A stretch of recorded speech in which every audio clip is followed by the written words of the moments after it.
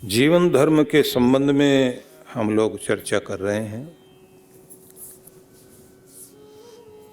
कहा गया है कि जब भी कोई व्यक्ति अपने जीवन के धर्म को समझना चाहता है और धर्म को जीवन में लाना चाहता है तो उस व्यक्ति को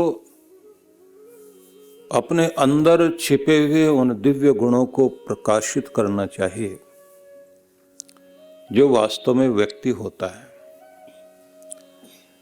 देखा जाए तो प्रत्येक व्यक्ति के अंदर भगवान ने कुछ ऐसी चीजें दी हैं जो स्वाभाविक रूप से उसके पास हैं, लेकिन समय का, संसार का प्रभाव आने के कारण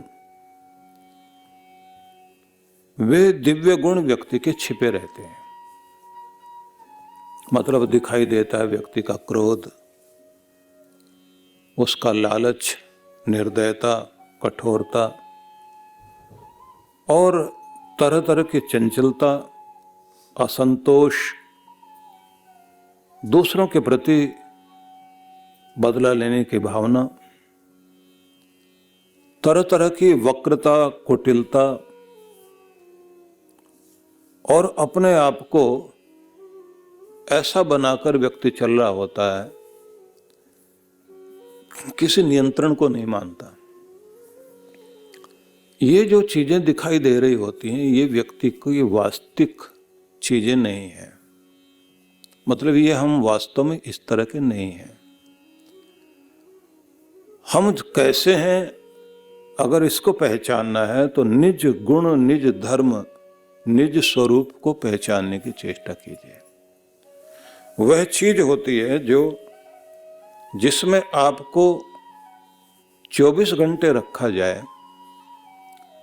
और उस स्थिति में आप ऊबे नहीं। जैसे आप उदास रहना, निराश रहना, ये आपका स्वभाव नहीं है। और इसमें आपकी जिंदगी रखी जाए तो आप कितने व्याकुल हो जाते हैं, बेचैन हो जाते हैं, उस स्थिति में जिया नहीं जाता। लेकिन आशा में, उत्साह में व्यक्ति को रखा जाए तो ये आपकी जिंदगी को बढ़ाती है। मुस्कान में रखा जाए तो आपके क्षणों का पता नहीं लगेगा आपको। जब आपके जीवन में आशा है, होप है और जब आपके पास प्रसन्नता है तो आप देखेंगे 24 घंटे आप उसमें प्रसन्न रहते रहते, आनंदित रहते रहते आपको समय का पता नहीं लगेगा। तो वो आपका वास्तविक स्वभाव है जिसमें जीने में आसानी होती है और जो आपको अंदर से इतना प्रफुल्लित कर दे कि आप उसमें टिके रहना पसंद करते हो। आदमी क्या चाहता है? मुझे संतुष्टि चाहिए, मैं बिल्कुल संतुष्ट होकर रहना चाहता हूं। संतुष्ट कब होगा? जब उसके पास ये लगे कि जो है पर्याप्त है, जो भी प्राप्त है वो पर्याप्त है, जितना मेरे पास है वो पर्याप्त है, इससे अधिक और क्या चाहिए, मैं बड़ा संतुष्ट हूं। लाइफ से सेटिस्फाई हो जाए व्यक्ति। सेटिस्फाई होने के लिए, संतुष्ट होने के लिए व्यक्ति के अंदर वो गुण आ जाए कि बस सब है, क्या नहीं है मेरे पास, अब कहीं और दौड़ने भागने की जरूरत नहीं, सब है तो सही। तो ये आपके अंदर स्थिरता लाती है चीज और इसमें आप टिके रहना पसंद करेंगे। असंतोष में आप नहीं टिक सकते। ये आपका संतुष्टि आपका निज स्वभाव है। तो ये आपकी जो वास्तविक चीजें हैं उनमें आपको अपने आप को टिकाना है। ये ध्यान रख लीजिए कि प्रेम आपका वह गुण है जिसमें आपको रखा जाए तो पूरी जिंदगी बीत जाए, आप उसमें ऊबेंगे नहीं। आप ये नहीं कहेंगे कि बहुत प्रेम का वातावरण चल रहा है तो चलो दुखी होने का वातावरण बनाते हैं, बहुत खुश हो लिए चलो अब जो है रोते हैं जाकर। कोई भी आदमी उस तरफ नहीं जाना चाहेगा। जो आपका वास्तविक रूप है उसमें टिके रहना और उसमें आपको खींचकर लेकर आना, यही गुरुजनों का कार्य होता है। ये धर्म का कार्य, यही जीवन धर्म है। इस जीवन धर्म में आपको पहुंचना है। शांति आपका निज धर्म है, इसमें आप टिकिए। तो आप देखिए ना, समय बीतते हुए, जीवन जीते हुए कितना अच्छा लगेगा कि बड़ी शांति जीवन में, मन में शांति है, घर में शांति है, कार्य में शांति है, व्यवहार में शांति है, लेन देन में शांति है, काम धंधा सब शांति से चल रहा है। तो आप क्या कहेंगे? बहुत खुश हूं, सुख है, शांति है, प्रसन्नता है, प्रेम है, प्यार है, तसल्ली है जीवन में, और क्या चाहिए? जितना दिया भगवान ने, बहुत कृपा है उसकी। तो ये आपका निज स्वभाव है। और जब आप कहते हैं जो है बहुत थोड़ा है, मैं बड़ा दुखी, संतोष बिल्कुल नहीं है, क्या करें, बेचैनी बहुत बनी हुई है, ये कैसे होगा, वो कैसे होगा, तब आप कहेंगे बहुत दुखी। जब शांति नहीं तो जीना मुश्किल, जब उदासी चल रही तो जीना मुश्किल, जब जीवन में घृणा, नफरत और बैर का वातावरण है तो जीना मुश्किल। और जीना कब आसान? प्रेम भी है, प्यार भी है, शांति भी है, सुख भी है, सुकून भी है, चैन भी है, संतुष्टि है। चैन की नींद सोते हैं जी, और क्या चाहिए? तो आदमी क्या कहेगा? सोने की चैन मिले ना मिले, लेकिन चैन की नींद तो मिल जाए। अगर चैन की नींद हमारे पास हो गई तो सोने की चैन की कोई जरूरत नहीं, चैन की नींद चाहिए। तो संतुष्टि है, जहां संतुष्टि है वहां सब कुछ है।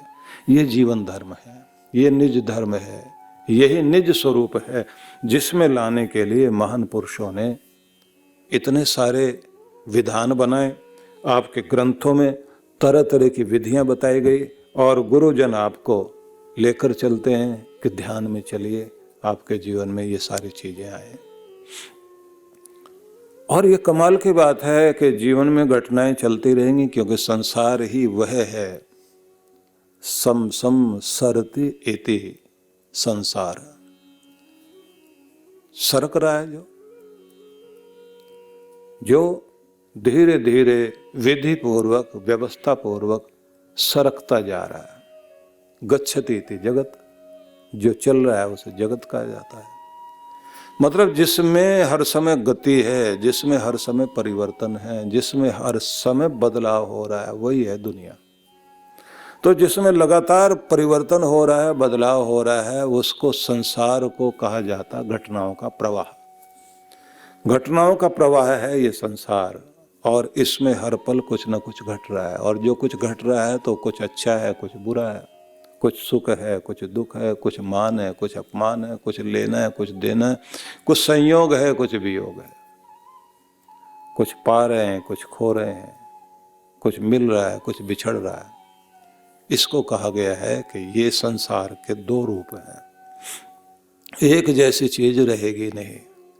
इस दुनिया का नियम ही यही है कि एक से विपरीत दूसरी चीज है। दो विरोधी तत्वों का साथ दुनिया में चलता है। अगर धूप है तो छांव भी साथ में, गर्मी तो उसके साथ में सर्दी है। ये दोनों विपरीत एक दूसरे के, एक तरफ दिन, दूसरा उसका एकदम विरोधाभासी रात्रि, और दोनों जरूरी। इसलिए कड़वा है तो मीठा भी है। और कमाल ये कर दिया गया है कि कड़वे में भगवान ने सेहत दे दी, मिठास में जो है उन्होंने कहा थोड़ा से खाना। अब अगर कड़वे में वो जो है कोई हित की बात ना देखता, या देता ही नहीं भगवान, कसैली चीजें हैं आप खा रहे हैं, खानी पड़ती हैं। करेला कड़वा है लेकिन सेहत देता है। मेथी भी देखा जाए तो मेथी की सब्जी बनेगी तो कड़वी लगती है, लेकिन फिर भी खानी पड़ती है, उसका तरीका अपनाना पड़ता है। कुछ चीजें खट्टी हैं, कुछ मीठी हैं, तो उन सबका मेल बैठाते हैं आप, क्योंकि एक से स्वास्थ्य मिल रहा है, दूसरे रुचिकर लग रही है। दो विपरीत चीजों के साथ संसार को बनाया। और कमाल यह है, एक ही घर में जुड़वा बच्चे हैं, दोनों को एक ही तरह की चीज पसंद आए ऐसा तो नहीं होगा। दोनों अपने अपनी डाइनिंग टेबल पर बैठे हुए हैं, एक कहता ये सब्जी क्यों बनाई, दूसरा कहता मेरी पसंद की सब्जी बनी, मैं तो बहुत खुश हूं। एक जैसे कपड़े लेकर के माँ आ गई दोनों बच्चों के लिए, एक कहता है कि इसको उठा के फेंको, मैंने तो पहनना नहीं है, ये कोई कलर है। दूसरा कहता कलर तो बस यही है, हमको तो यही अच्छा लगता है। तो आप समझ सकते हैं कि रुचियां अलग, व्यवस्थाएं अलग, संसार दो भागों में बटा हुआ है, अनुकूल प्रतिकूल, दो किनारों के बीच जिंदगी बह रही है और दोनों चीजें एक दूसरे से विपरीत हैं। इस किनारे से लगता है वो किनारा ज्यादा अच्छा है, वहां जाने के बाद आदमी कहता नहीं पहले वाला ही ठीक था। जहां व्यक्ति होता है वहां से उसको दूर वाली चीजें अच्छी लग रही होती हैं, तो वहां वो दौड़ के जाता है, तो उसके बाद वो लौट के आता है कि नहीं गलती हो गई। इसलिए इस संसार को भगवान ने बनाया ही इसी तरह का है कि दो विपरीत धाराओं के साथ में जीवन को जोड़ा गया है। और इन दोनों के बीच में अगर शांति है, संतुलन है, क्योंकि संतुलन बनाओगे आप तो ही आपका जीवन ठीक चलेगा। इसको भगवान कृष्ण कहते हैं समत्वम योग उच्यते। संतुलन और समता, इसका नाम योग है। तुम्हें अगर जीवन में ये संतुलन बनाना आ जाए बस, तो फिर तुम सुखी हो, और अगर संतुलन नहीं बनाना आया तो तुम दुखी हो, क्योंकि सबके साथ मेल बैठाना पड़ता है। इसलिए जो कुछ कहा गया आइए हम उन पर विचार करें। जो बिंदु, जो पॉइंट्स हमारे पवित्र ग्रंथों में देते हुए ये कहा गया कि सुनो, ये जीवन का धर्म है। सत्यम दमस्तपः शौचम संतोषो ह्रीः क्षमार्जवम ज्ञानम दमो दया ध्यानम में धर्म सनातन। सनातन धर्म, सनातन परंपराएं, शाश्वत धर्म क्या है जीवन का? एक सत्यम, कृत्रिमता से, बनावट से बचकर चलिए, जीवन की वास्तविकता के साथ संबंध जोड़िए। ध्यान रख लीजिए, जीवन दिया गया है तो बहुत कीमती है। इस मूल्यवान जीवन की मूल्यता को, मूल्यवान जीवन है तो इसकी कीमत को दूसरा कोई नहीं समझेगा, आपको खुद अपने जीवन का महत्व समझना है। इसलिए ये ध्यान रखना है कि अपने आप को कीमती बनाए रखने के लिए सावधानी बरतनी है। नकली जीवन नहीं, असली जीवन जिए। तो पहला कहा गया है सत्यम। दूसरा कहा गया कि ये सत्य धर्म है, तो दूसरा धर्म का विशेष रूप माना गया है कि एक दिव्य गुण और है, स्वयं पर नियंत्रण करना।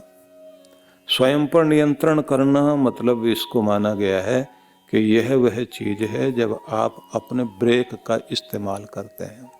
कहाँ रुकना है, कहाँ चलना है, कितना, कितनी स्थिति में कार्य करना चाहिए, इसकी प्रैक्टिस करनी होती है। प्रैक्टिस करनी होती है कि आज मैंने अपने ब्रेक का कितना इस्तेमाल किया। आपको अपनी अच्छी गाड़ी चलानी तभी आती है ना जब आप जो है स्पीड के साथ में बैलेंस बनाएं, सही जगह मोड़ें, और जहां खतरा है वहां अपना ब्रेक लगाकर गाड़ी की स्पीड कम करें, या रोकना हो तो रोकें। तो जैसे गाड़ी चलाते समय आपको ध्यान रखना है कि गति देने में मजा तो बहुत आता है, लेकिन जितनी ज्यादा गति उतना ही ज्यादा संतुलन चाहिए। जितना तेजी से दौड़ रहे हो उतना ही संतुलन भी बनाओ, और संतुलन बनाने के लिए जरूरी है ब्रेक लगाना भी सीखो। जब संतुलन बिगड़ने लगता है तो आदमी, स्पीड ज्यादा बढ़ रही होती है, ब्रेक लगाकर अपने को रोकना होता है, तो संतुलन बहुत जल्दी बिगड़ जाता है। और संतुलन बिगड़ने लग जाए तो फिर आदमी को सावधानी अपनाने के लिए विवेक का इस्तेमाल करना चाहिए। विवेक ही जो है, अक्ल ही, समझदारी ही आपको रोकती है। अधिक गुस्सा नहीं, अधिक बोलना नहीं। आराम करने के लिए आलस्य आता है, आलस्य आपको नींद की तरफ लेकर जाता है, लेकिन उतना जितने से विश्राम मिलता हो। इससे आगे आलस्य कर रहे हैं तो फिर आलस्य से बढ़कर दुश्मन कोई नहीं, और लापरवाही से बढ़कर के खतरनाक चीज कोई नहीं, जहर का काम करती है। लापरवाही को तो कोई भी आदमी अपनी जिंदगी में ये मान कर चले कि इससे बड़ी राक्षसी कोई है ही नहीं। जो आदमी लापरवाह है, समझ लीजिए कि केयरलेस आदमी अपने जीवन में कभी आगे नहीं बढ़ सकता और बहुत कुछ खो बैठता है। थोड़ा सा आलस्य, थोड़ी सी लापरवाही से आप अपनी हर दिन की आदतें खराब कर लेते हैं। बहुत कोशिश करें कि सैर करेंगे, व्यायाम करेंगे, प्राणायाम करेंगे, चलो आज छोड़ते हैं, कल कर लेंगे। कल से तो पक्का। जिन लोगों ने हमेशा ये कहा कि कल से पक्का, तो उन लोगों का कोई पक्का नहीं होता। कल से मतलब पूर्ण कच्चा, पूरा कच्चा ही कच्चा, क्योंकि जो कल की बात करता है वो आदमी कभी नहीं कर पाता। जिसने अपने मन में ठान लिया कि अब शुरुआत करनी है, तो लापरवाही को जीता, आलस्य को जीता, वो आदमी आगे बढ़ेगा। और जिस आदमी ने अपने आलस्य को नहीं जीता और अपनी लापरवाही को नहीं जीता, वो आदमी कभी तरक्की नहीं कर सकता, ऊपर उठ नहीं सकता, आगे बढ़ नहीं सकता। ऐसे लोग जो है लॉटरी के सपने देखते रहते हैं कि कोई आएगा, लॉटरी लग जाएगी, बात बन जाएगी। और अगर संयोग से लग भी गई लॉटरी, तो ये बात ध्यान रख लेना, मिला हुआ धन भी टिकेगा नहीं, क्योंकि वो जिसका है उसके पास लौट जाएगा। मतलब ये है कि भगवान ने ये कहा कि मैंने दे तो दिया तुम्हें, पर अगर तू लायक है तो तेरे हाथों में संभलेगा, और नालायक है तो तेरे हाथ से चला जाएगा। इसलिए परमात्मा की विभूतियों को संभालना भी आना चाहिए। वो सुरक्षित हाथों में ही आती। अच्छे से अच्छी जगह आकर के भी लोग जो है उस जगह को खो बैठते हैं, ऊंचे स्थान पर पहुंचकर भी वहां टिक नहीं पाते।